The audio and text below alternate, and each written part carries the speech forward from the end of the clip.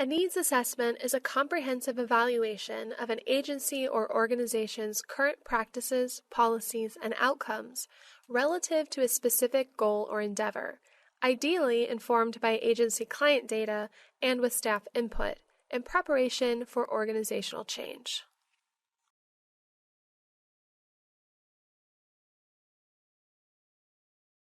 The purpose of the needs assessment is twofold. 1. To identify the existing and potential facilitators and barriers to change, that is, those policies, personnel, or environmental issues that may hinder or help the change process. And 2. To inform the process improvement plan, the plan for how interorganizational change will occur, which is formulated in the next stage of the process. Note: a needs assessment may be conducted for a prescribed or mandated change initiative, such as agency leadership tasking the change team with implementing a particular practice, or it may be more of an exploratory process, such as the desire to improve participant outcomes, but needing to explore how that might be done in change team members' respective agencies.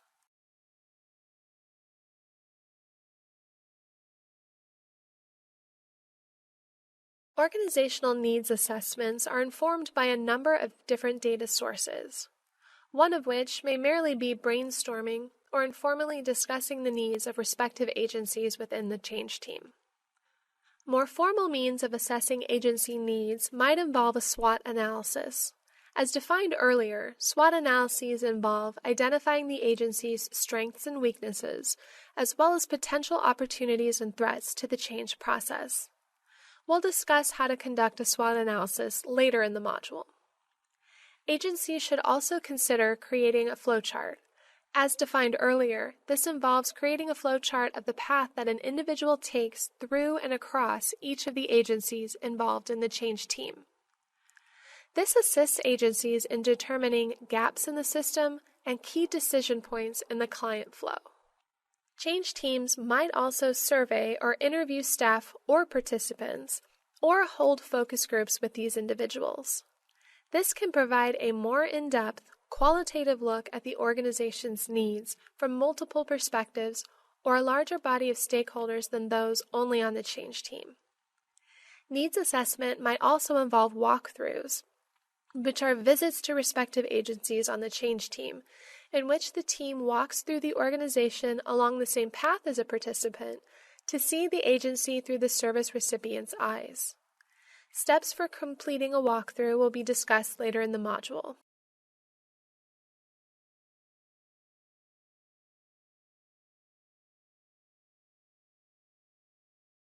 Well, it was really, as you're recounting that, I remember it was kind of powerful to me when you could see through different collections of information, different data sets, or if you may, that you would find the same type of information. Mm-hmm. So when the surveys were done of staff, the biggest concerns they had was communication.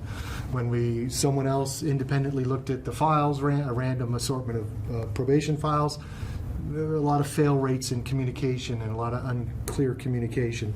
And then when we did the walkthrough, communication seemed to be an issue. And it seems to me, as a facilitator, it was reinforcing to see that pop up from different sources in the assessment to say, yeah, I think we're on the right path, versus if we just came of it from one area. It was nice that these kind of relatively independent sources you could find out what was the commonality and what seemed to fit. And it gave me a lot more confidence that what you were then working on was something that would really, truly improve. Flowcharts are visual representations of the path a participant takes through multiple agencies operating within the same treatment system. They denote spots in which key decisions are made, such as referral or termination, and the subsequent parties involved in the decision-making process. Change teams should develop a flowchart early in the needs assessment process to begin illuminating where gaps exist in the treatment system. For instance, how does a client or patient move between systems? Is there a formal referral process, or does a more informal exchange take place? What happens when a client or patient is discharged? Do they fall between the cracks, or are there aftercare resources in place? Identification of the key decision-making points, or breaches in the system, may be areas of focus for later in the process improvement plan. The flowcharting process may also assist agencies on the change team in understanding the processes and procedures of their partner agencies.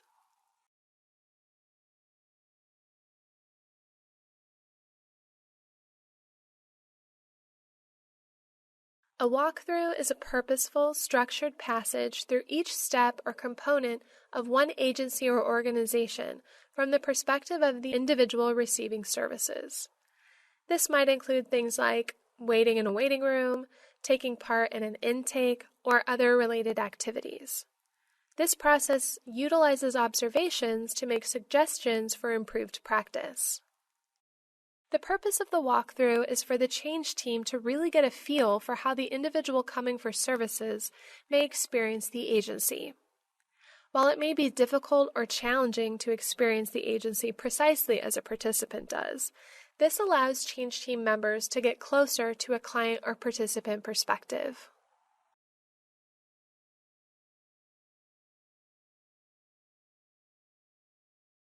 Initially, a change team must decide which members will take part in the walkthrough process.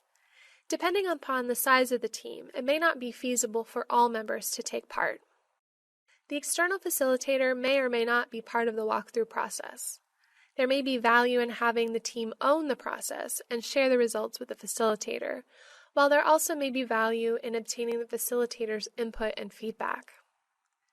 Next, the team schedules the visit and informs the staff that will be exposed to the walkthrough activity, such as the front desk, clinical staff, or others, when the walkthrough is due to take place. This will help ensure that the staff have time in their clinical flow to accommodate the walkthrough. Plan on reserving about 2 to 3 hours per site to complete the walkthrough. Performing the walkthrough without informing line staff has the potential for the staff to view the change process as a top-down initiative and may impact later buy-in during the implementation process.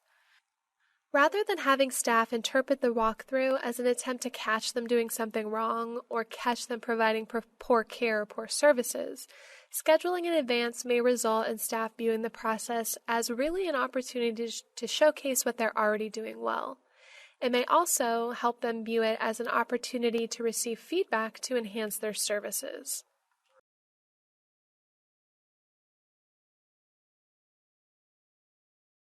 On the day of the walkthrough, the teams move through the agency, engaging in a process or step that a typical client or patient would engage in.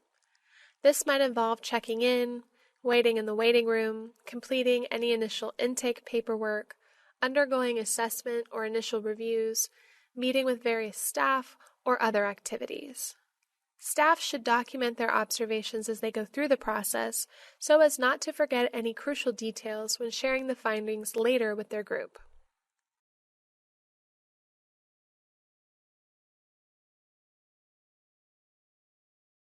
The other kind of role that I had was to, during the process, was to encourage questions and to kind of ask what I would hope would be open-ended, kind of probing questions about things that I had seen, that if I asked them about their assessment process, well, what happens,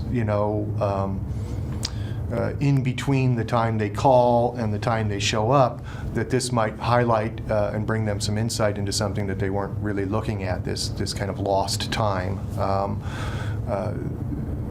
A piece of that, I think, too, is that people want to protect what they're doing as they don't want to think of it as they're doing the wrong thing. So being able to work with them and try and in a very kind of a soft manner so that they're not sensing that you're necessarily judging what they're doing, but you're trying to kind of explore it with them, and that you're maybe coming to these awarenesses right there at that session.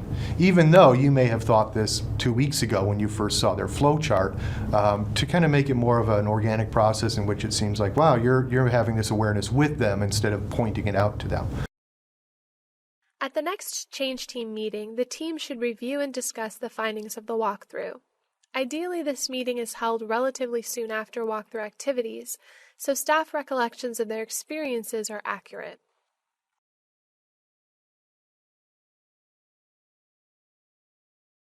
Strengths, weaknesses, opportunities, and threat analyses, or SWOT analyses, are commonly used in strategic planning processes to evaluate the barriers and facilitators that agencies encounter when attempting to implement a new change.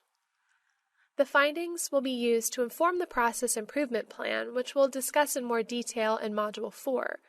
That plan will involve an intervention or implementation strategy that highlights the agency's strengths, utilizes opportunities, diminishes organizational weaknesses, and avoids potential threats.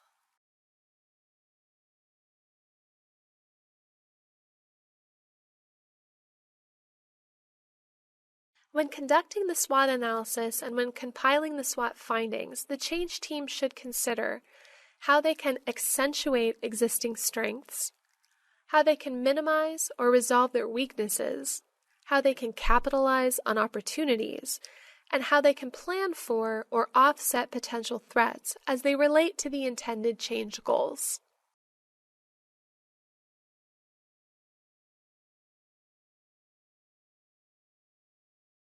So one of the things, when we needed to figure out what we needed to work on. And so we went through a process. We had a flow chart to see how everybody's agencies worked, how you got from point A to point B when it came to making a referral and a client going to treatment and how all that worked. Surveys were passed out within everybody's agency just to get a pulse on, what was the philosophy, what were your thoughts about working with agencies in communication and how were things going. And so we took that information, we did walkthroughs as we discussed earlier about it, through everybody's agency. And was there something else? It seems like there was one other thing that we did. The walkthroughs. Oh, the SWOT analysis. Mm-hmm. So we wanted to look at strengths, weaknesses, opportunities, and threats. And we came up with all kinds of colorful flow charts, but what it really boiled down to is we all voted on what do we think out of all this information were really the most important things for us to work on. And it really was not a surprise, I think, to any of us that it all came down into communication. And, it's funny because you could think in the beginning, we know it's going to be communication, but at the end of the day, if we wouldn't have gone through this whole process, there's no way we would have been able to come up with a process improvement plan because we really needed to go through all of this to understand what we needed to do from this point The findings from the needs assessment, including SWOT analysis findings, flowcharts, and walkthrough observations, should be presented to agency executives from all agencies serving on the change team, as well as to any other key stakeholders. This might be done in the form of a presentation, a written report, or both. If provided in presentation format, findings should be presented by the external facilitator or internal change team leader. Organizational leadership should have an opportunity to discuss the findings with the change team and then strategize how they might be incorporated into the upcoming process improvement plan. In the next module, Module 4, we'll discuss how the findings from the needs assessment can be incorporated into the change team's process improvement plans. In the library, you can find real-world examples of an interagency needs assessment report as well as a template for your own agency.